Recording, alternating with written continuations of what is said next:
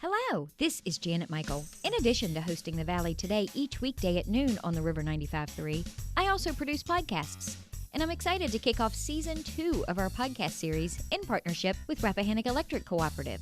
It's called We Are REC. Every week we'll release a new episode talking to different people from REC about a host of different topics. We'll get tips for saving money on your electric bill. We'll talk about renewable energy and the impact it can have in our communities. We'll get some behind-the-scenes info about what happens when the power goes out in a storm. Don't miss out on information about community grants, scholarships, REC-hosted events, and more. Get every single episode on our website at theriver953.com under the podcast tab, or you can subscribe for free in Apple Podcasts, Google Podcasts, or on Spotify. Just do a quick search for We Are REC.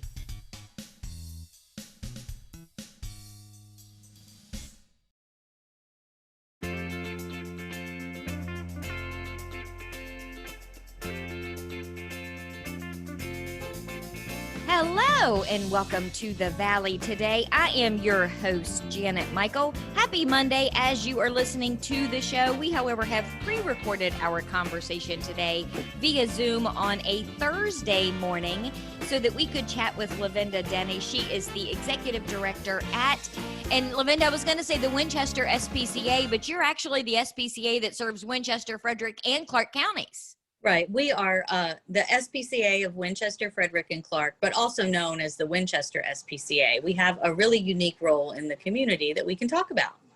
So give me a quick overview of the SPCA. What all do you guys do there? What services do you provide? And then, of course, tell me about the animals.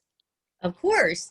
So we have been in the community since 1907, so a long-standing nonprofit in the community.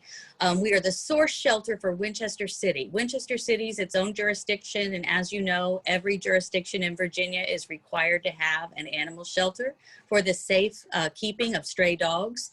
And so we serve that role through a contract with Winchester City.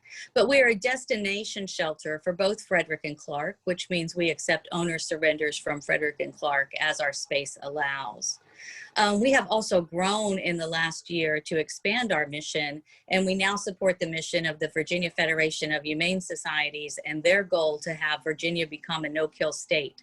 So we serve as an adoption hub for both rescues and shelters throughout the Commonwealth.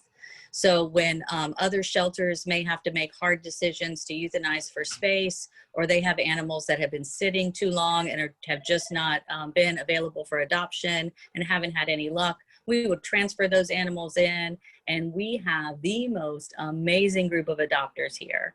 And so we'll see animals sit for 6 months in a shelter down south and come here and be here for half an hour. And it's just really been an amazing partnership that has helped us grow our impact on the community and help the state to reach their goal to be no kill.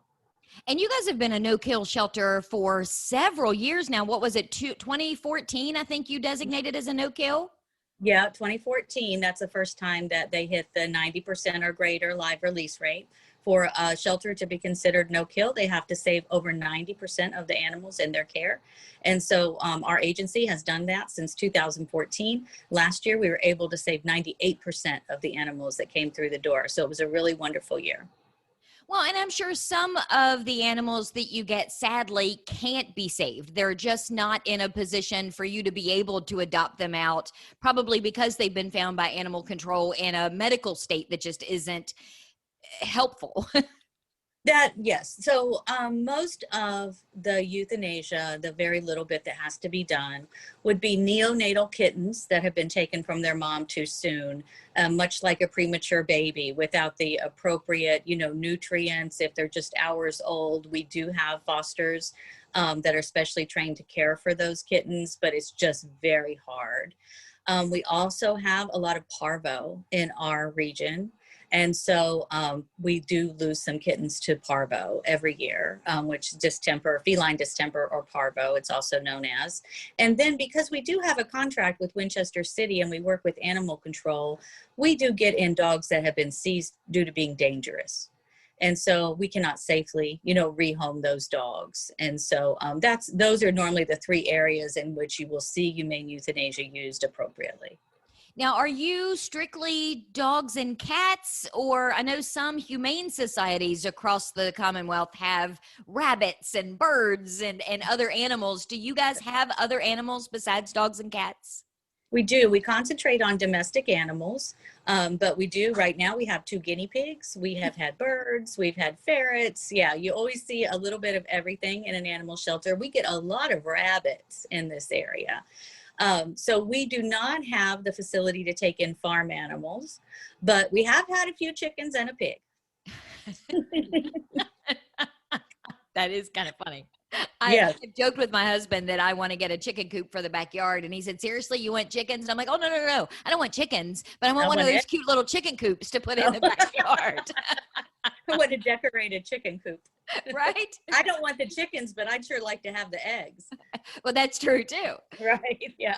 So I know we're seeing on a national level, I'm seeing on national news a lot about how a lot of people that are now transitioning to work from home, not even now temporarily during the pandemic, but sometimes some of them are going to be long-term work from home people, are turning to adopting animals. Have you seen a spike in adoption rates?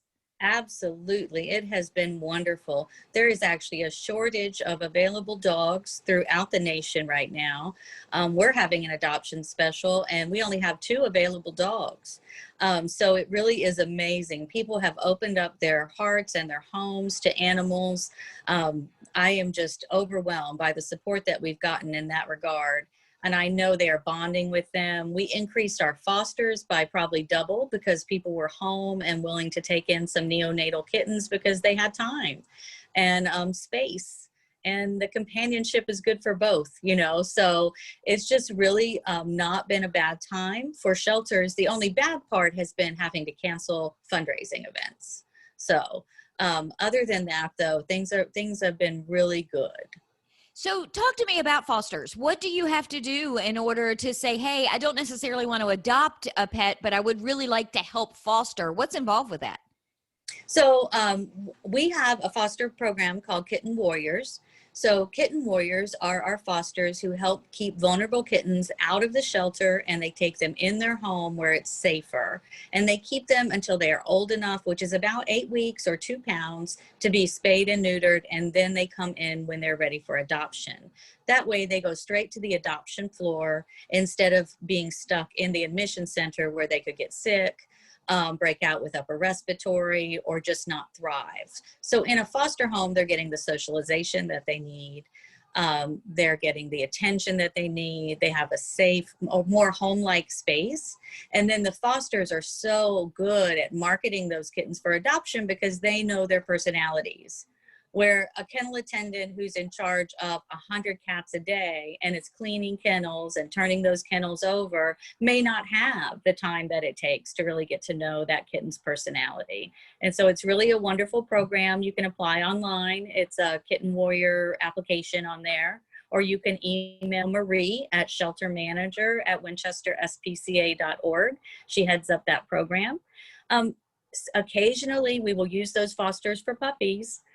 We don't get a lot of puppies in here, but when we do reach out to our Kitten Warriors to do double duty. So if you're interested in fostering young dogs, then that's still the application you would fill out. So do you find that a lot of people, and maybe they've gotten better at it, but I would be one of those fosters that would say, okay, I just want to come in, I want to take care of it until it's time to turn it back over, and then that time comes and I can't let it go, and I have 300 cats in my house. Do you find that a lot of fosters turn into adoptive parents?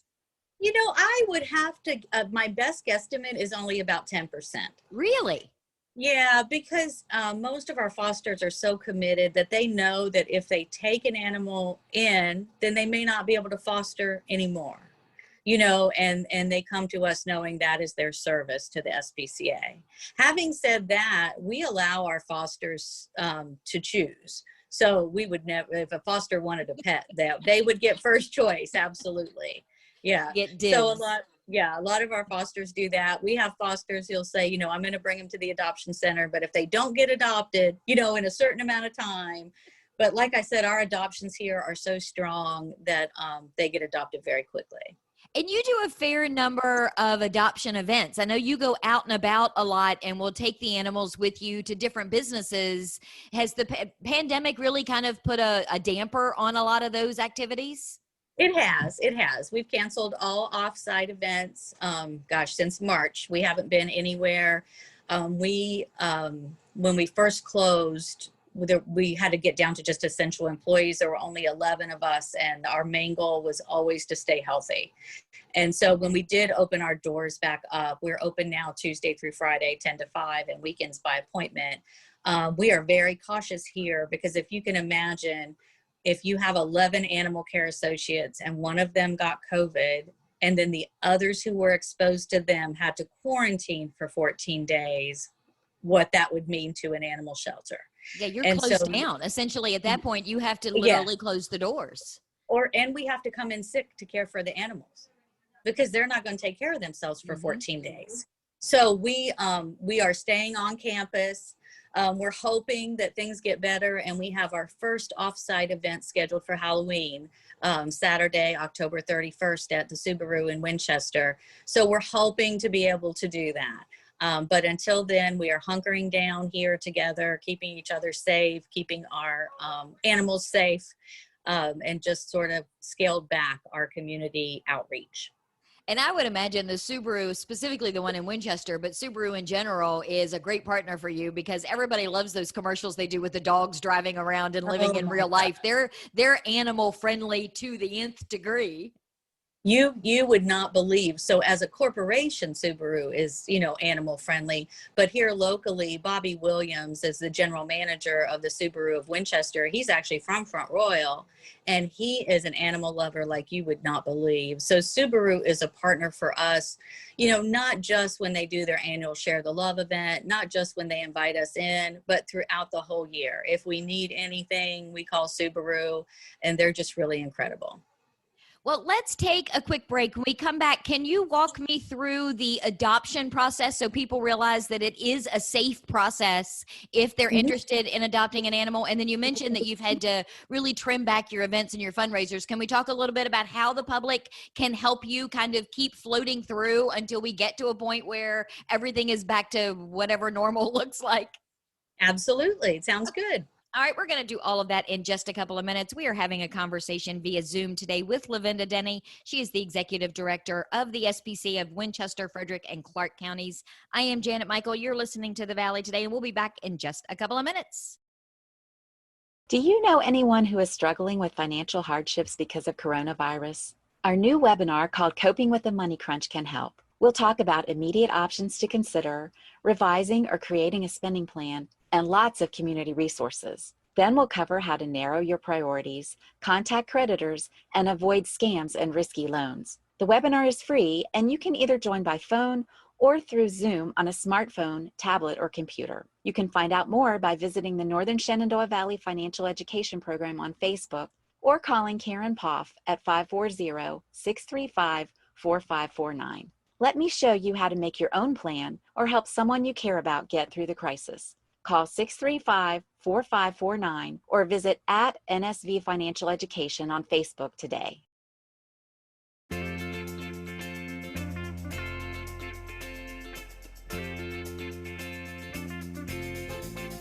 Welcome back to The Valley today. I am your host, Janet Michael. Happy Monday as you're listening to the show today. We, however, have pre-recorded our conversation over Zoom on a Thursday morning.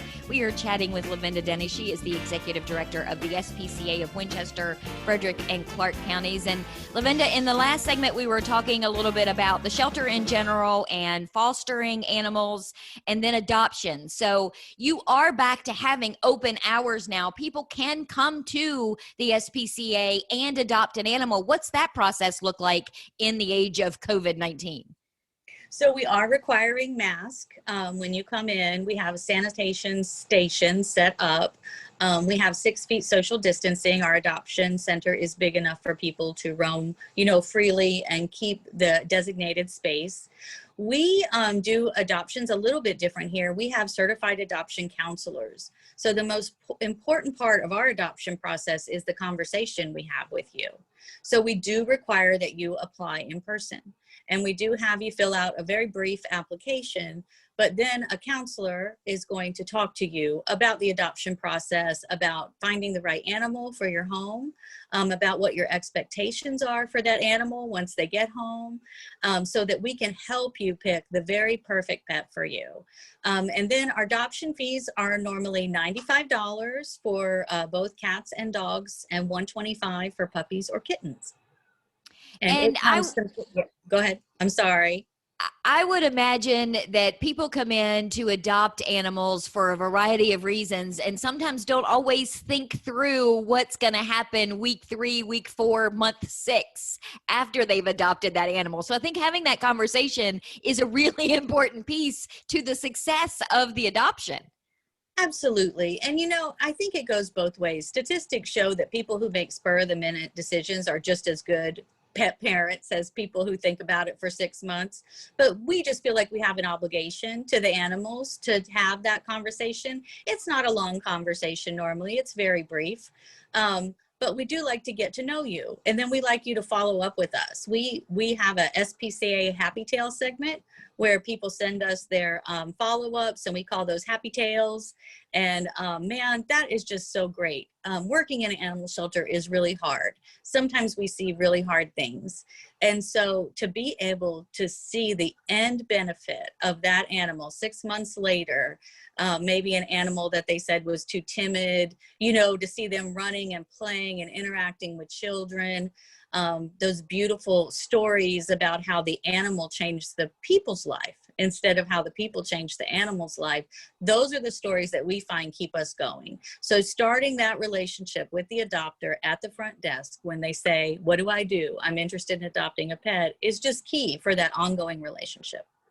So you mentioned a second ago the pricing for dogs and cats versus puppies and kittens does that have something to do with the spay and neuter? No, all of our animals are spayed, neutered, vaccinated, microchipped, and come with a complimentary veterinary visit. So your first vet visit is free at a local vet, because we have some great partnerships here. So that isn't it. It's really just about supply and demand, to be completely honest. Yes. So we are a nonprofit. We are a nonprofit, but we are a business. And those puppies and kittens are highly sought after. And that is how we raise funds to continue our program. Hey, I wouldn't have any problem paying extra for a puppy. I was kind of, when I told my husband that we were going to have this conversation, he said, I thought you wanted to go there and do a show where puppies could crawl all over you while you were recording the radio show. I said, I don't think she has any puppies, because I looked on the website first and I didn't see anything. No puppies. But if I ever get that, I'll give you a call. You totally give me a call and I will work you in so that we can, we'll do a video and everything. Okay, that works. I'm making myself a note right now. So you mentioned in the first segment that the pandemic really has kind of put a screeching halt to a lot of your fundraising and your events and things along those lines, but there are still ways for people to be able to support the SPCA, even if they're not coming out to an event necessarily. Absolutely.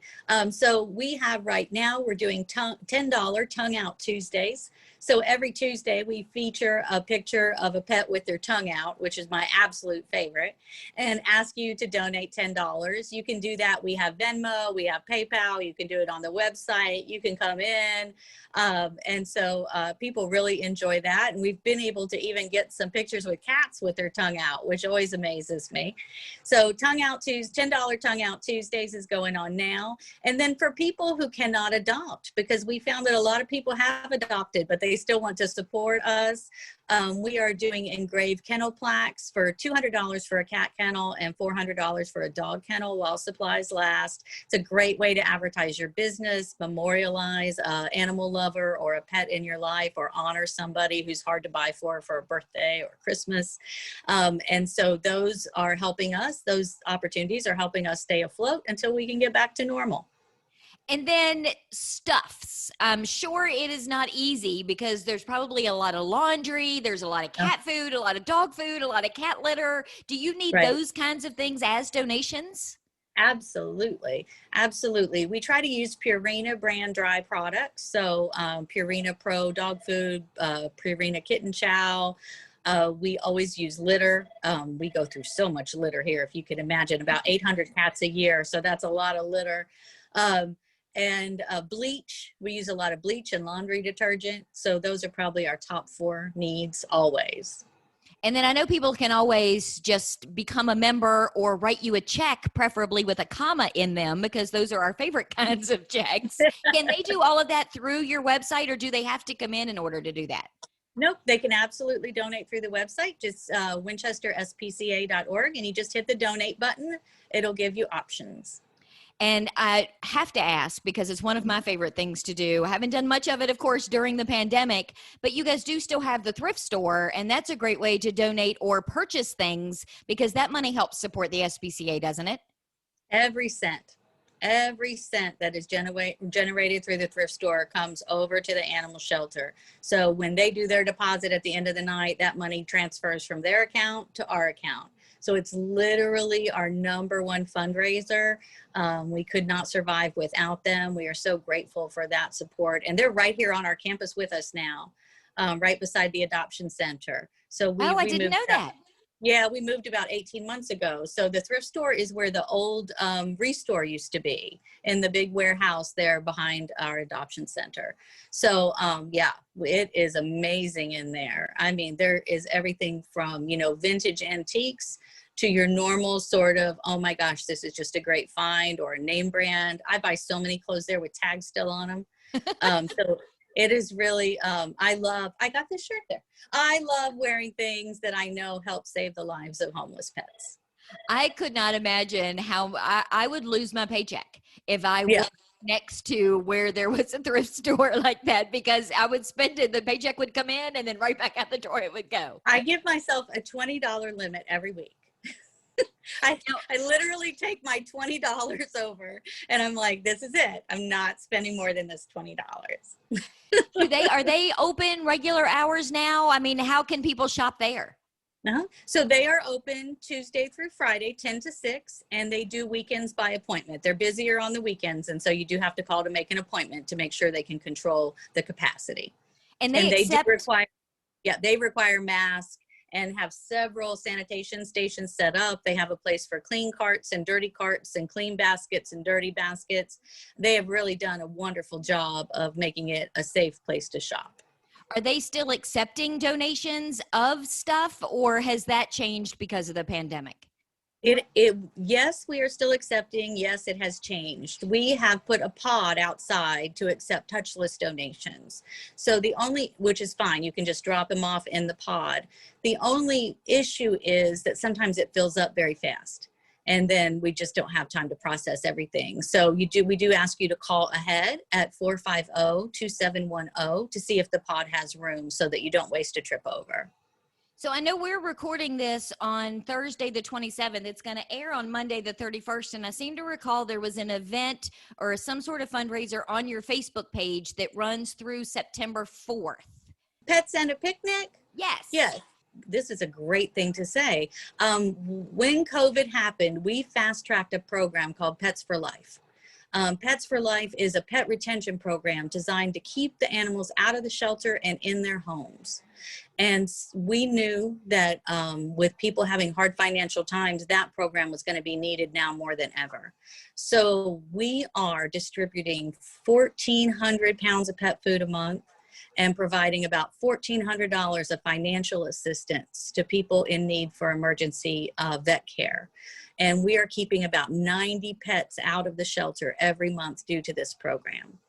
And so it is grant funded partially and funded by the public, and we have ran out of grant funds. And so our Pets for Life coordinator is Stacy, and so she is doing a raffle of this fun picnic basket. Got a bottle of wine in there for you and some treats for your pet, and just a beautiful little basket. So I think she's selling 5 tickets for $10, and all that money will go to the Pets for Life program. Well, and I think that's an even better fundraiser, because the worst thing a pet owner ever has to do is give up their pet when they don't want to, when they would much rather keep it, but are being forced to give it up because of financial reasons. That just checks so many warm, fuzzy boxes. I can't even tell you. You don't have to. I mean, Janet, the whole point in you giving up your pet you love to me, and then me rehabilitating it, and then having to find it another home, I'd rather help you keep your pet, right? This helps us, this helps you, and it certainly helps the pet to stay with the person that they love. So if somebody's listening today and they want more information about any of this, they want to adopt a kennel, they want to be a foster, they want to adopt an animal, they want to donate to any number of the different opportunities that you have available, where is the best first place for them to start? On the website, there's a contact button, and they can start right there, or they can give us a call at 540-662-8616. And what's your web address? WinchesterSPCA.org. And you guys are on, obviously you're on Facebook, because that's how I found the Picnic with a Pet, so people can go there as well. Yep, Facebook, Instagram. All of the social medias. All of them. Or the important We're there. ones anyway. Wherever we need to be, that's where we are. Well, Lavenda, thank you. I do appreciate you taking some time out of your morning to have this conversation with me. And I'm glad that I literally, since we're on Zoom, we're on video, I saw you write that note to let me know when you have puppies so I can come and do another show. That is going to make me very, very happy. Call Janet with puppies. Yep. It will make my husband very happy because he has been hounding me since Josh went off to college, and he graduated college in 2016. And the day he left, or he graduated in 2016, but he has been after me to get a dog, and I keep saying we're only going to get a puppy. I want to start from scratch. So he's going to listen to this today and think, yes, I'm finally one step closer to getting a dog. I got you right here. Yeah. Thank you so much, Janet. We are going to wrap up our conversation today with Lavenda Denney. She is the Executive Director of the SPCA of Winchester, Frederick, and Clarke counties. Tomorrow is Tourism Tuesday, Shenandoah County edition. So, of course, I'm going to meet Carrie on a Zoom screen. She is bringing with her Melissa from Shenandoah Caverns, and we're going to hear about some of the events that they've got going on. But, Lavenda, thanks again. I look forward to seeing you soon. Thank you, Janet. Have a great day. Meet me back here tomorrow, a few minutes after noon. I'll have a brand new episode of The Valley Today ready to go for you.